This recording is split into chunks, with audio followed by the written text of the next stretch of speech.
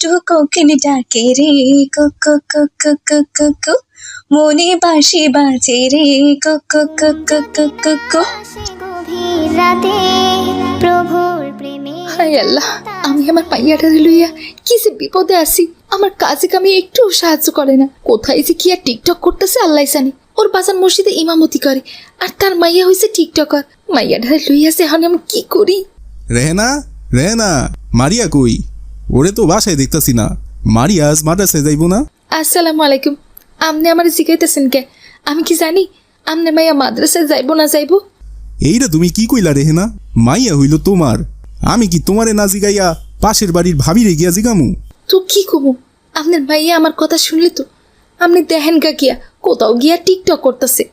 কি কইলা রেহেনা? ও আবার গেছে টিকটক করতে? মাইয়াটা তো আমার মান সম্মান রাখলো না। আমি মসজিদের ইমামতি করি, সবাই আমারে কত সম্মান করে, আর এই মাইয়াটার জন্যে আমার সব মান সম্মানের 12টা বাইজা গেছে।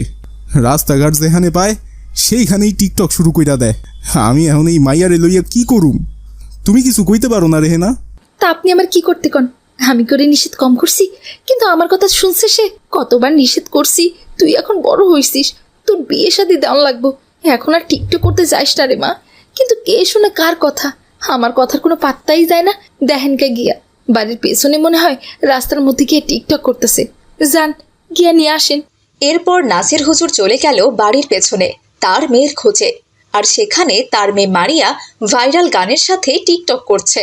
ফাগুন মাসে কাঁচা বাসে গুনগুনিয়ে ভ্রমর আসে, ফাগুন মাসে কাঁচা বাসে গুনগুনিয়ে ভ্রমর আসে, প্রেমের লাগে বুকটা করে আ আ উ, দুষ্টু কোকিল ডাকে রে কোকো কোকো কোকো কো, মনে বাঁশি বাজে রে কোকো কোকো কোকো কো।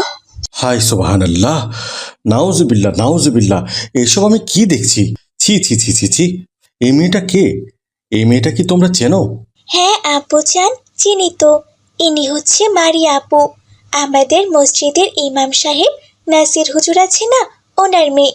আমাদের মাদ্রাসাতেই পড়ে। কি বলছো ফাতেমা? এই মেয়ে মাদ্রাসায় পড়ে, এদিকে সে আবার হিজাব পরে টিকটক করছে?